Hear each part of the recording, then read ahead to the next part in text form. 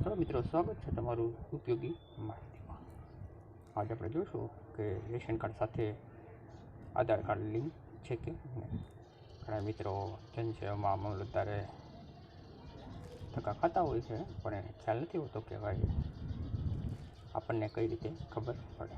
સૌ પ્રથમ વાર તમારે પહેલાં કોઈ પણ એક બ્રાઉઝર ખોલી લેવાનું રહેશે.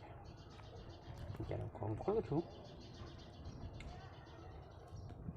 એ રીતે ચેક કરશો એટલે 100% તમને ખ્યાલ આવી જશે કે રેશન કાર્ડ સાથે આધાર કાર્ડ લિંક છે કે કોઈ પાસે જવાની જરૂર નથી, તમારે જાતે જ ચેક કરી શકો છો. ટાઈપ કર્યા પછી અહીંયા how you ration card status એના ઉપર ક્લિક કરશો એટલે અલગથી એક વિન્ડો ખુલી જશે.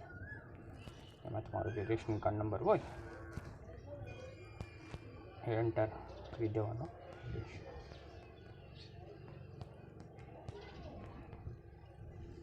રેશન કાર્ડ નંબર નાખ્યા પછી અહીંયા જે કેપ્ચા આપેલું હોય એ એન્ટર કરશો.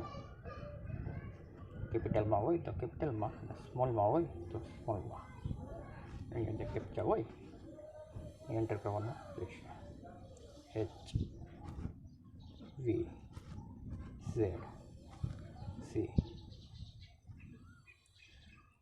કેપ્ચા નાખ્યા પછી ગેટ આરસી ઉપર તમે ક્લિક કરશો. ઇનવેલિડ કેપ્ચા બતાવે છે. કેપ્ચા ફરીથી નાખવાનો રહેશે.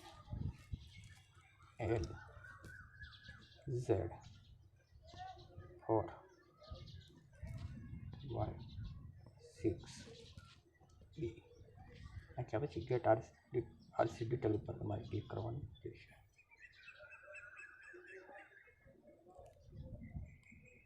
એટલે તમારા રેશન કાર્ડની ડિટેલ અહીંયા શો થઈ જશે.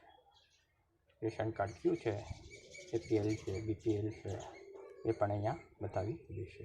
અને આ કેન્દ્ર સરકારની વેબસાઇટ છે, એટલે 100% તમને આમાં ખ્યાલ આવી જશે કે રેશન કાર્ડ સાથે આધાર કાર્ડ લિંક છે કે નહીં.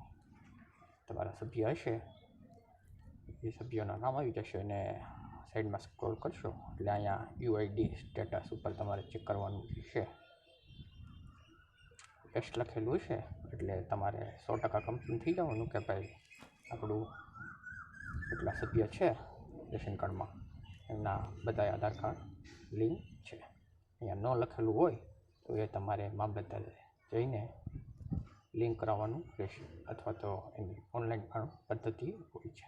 વિડીયો જોતો હોય તમે મને કમેન્ટ કરજો, અને લાઈક કરજો અને શેર કરજો, એટલે હું વિડીયો બનાવી આપીશ.